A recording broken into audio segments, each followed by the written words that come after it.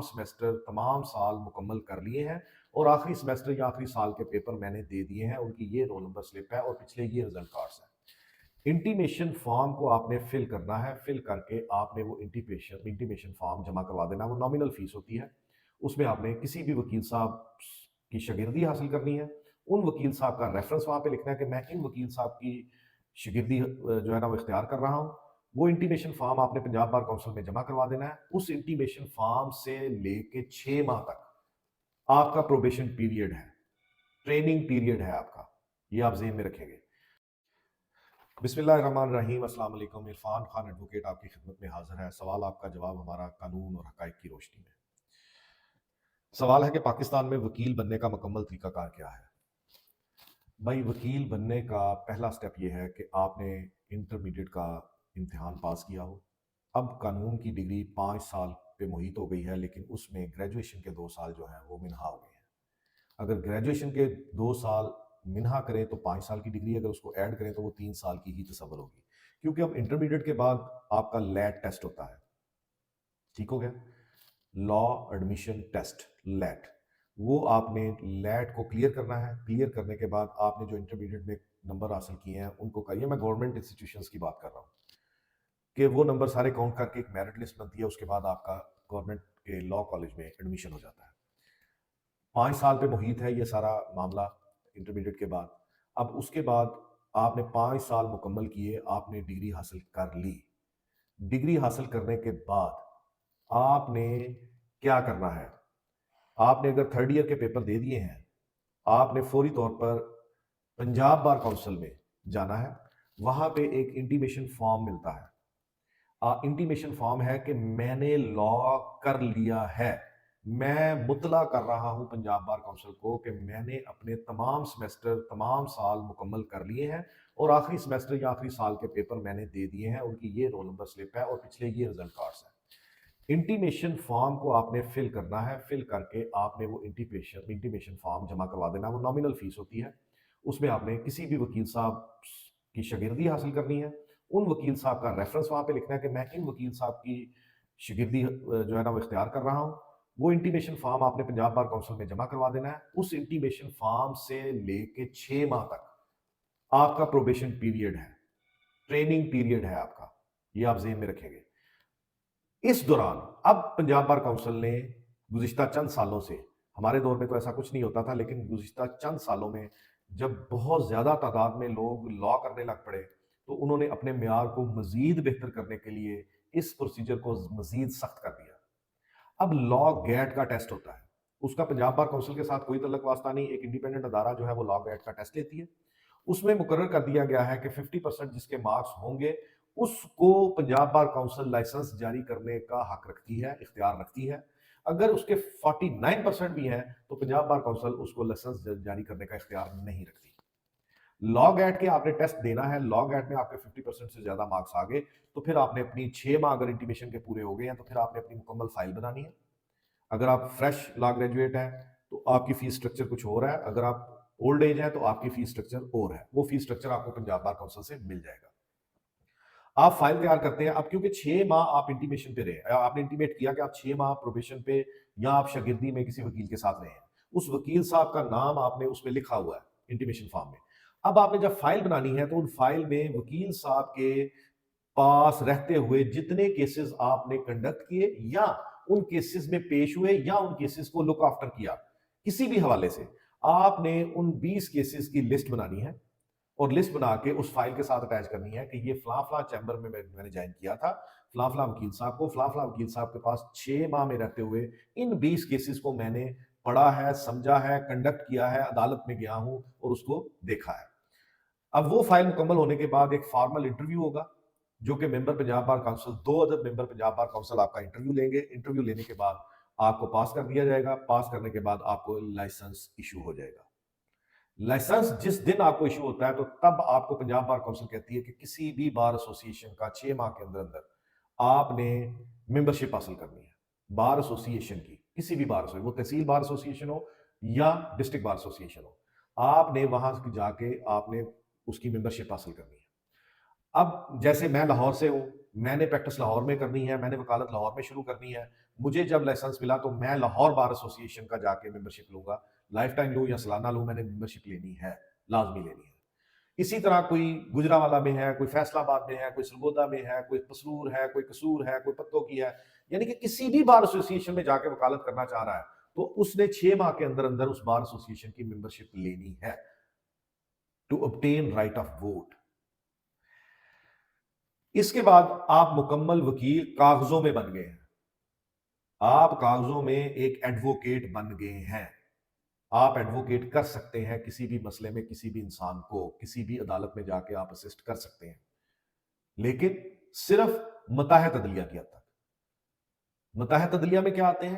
آپ کے مجسٹریل کورٹس، آپ کی سول کورٹس، آپ کی سیشنز کورٹ، آپ کی اسپیشل کورٹس، آپ کی سروسز ٹریبیونلز، یہ سارے جو ہیں یہ متحد عدلیہ میں آتے ہیں، یعنی کہ ہائی کورٹ اور شریعت کورٹ سے نیچے نیچے جتنی بھی عدالتیں ہیں وہ متحد عدلیہ سبارڈینیٹ کورٹس کہلاتی ہیں۔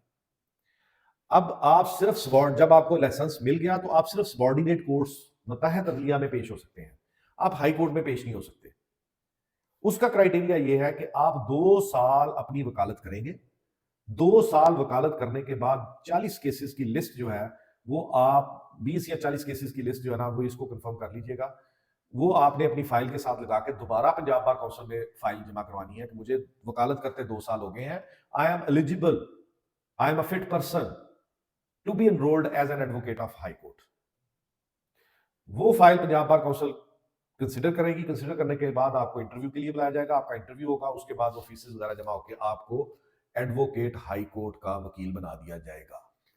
یہاں ایک بات واضح کرتا جاؤں کہ پنجاب بار کونسل میں جب تک آپ ایڈوکیٹ ہائی کورٹ نہیں بنتے آپ کو ہر سال پنجاب بار کونسل سے اپنا لائسنس رینیو کروانا پڑے گا۔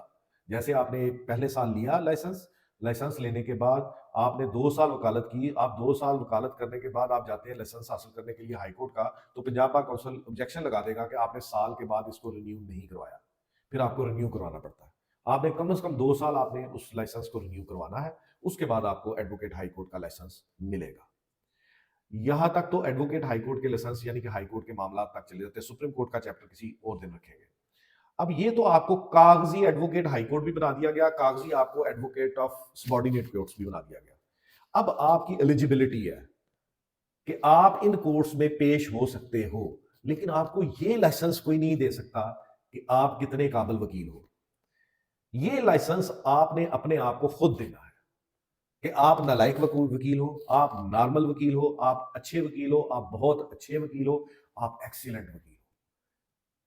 یہ ان ڈگریز کا لائسنس جو ہے وہ آپ نے خود اپنے آپ کو دینا ہے۔ وہ کیسے دینا ہے؟ وہ محنت سے دینا ہے۔ آپ نے کسی کام میں آر نہیں تصور کرنا۔ آپ نے اگر اچھا وکیل بننا ہے تو پہلے دن جس چیمبر کو جوائن کرنا ہے اس کو بطور منشی جوائن کریں۔ یہ گالی نہیں ہے، میں بطور منشی جوائن کیا تھا۔ بطور منشی جوائن کرنے سے مطلب یہ ہے کہ آپ نے وہ کام سیکھنے ہیں پروسیجرل جو کوئی سینئر وکیل اپنے ہاتھ سے نہیں کرتا، سارا کام اس کا منشی کرتا ہے۔